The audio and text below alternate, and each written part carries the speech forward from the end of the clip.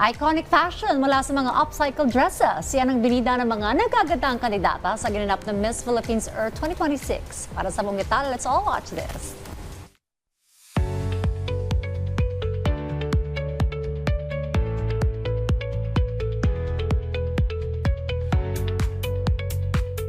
Hindi lang corona ang kanilang pasan, kundi ang kinabukasan ng ating kapaligiran. Mula sa iba't ibang sulok ng arkipelago, nagtipon ang 32 nagniningning na kababaihan para sa prestihiyosong Miss Philippines Earth 2026. Fini-feature namin yung upcycling, yung pwedeng nating gawin para wag tayo bili ng damit. Pwede nating i-recycle, i-redesign. So yan yung ginagawa ng mga girls ngayon.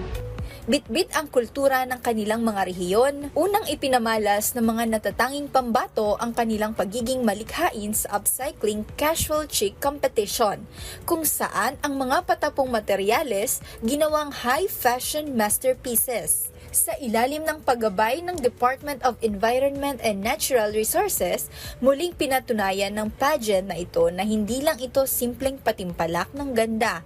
Ito ay isang malakas na kilusan para sa ecotourism at ecological preservation. Sana gawin nyo rin para hindi, tsaka kayo na rin makikinabang yan kasi hindi na kayo kailangan gumastos. So, pwede naman kayo mag-search ng mga designs. So yung mga luma yung damit, pwede nyong i-redesign.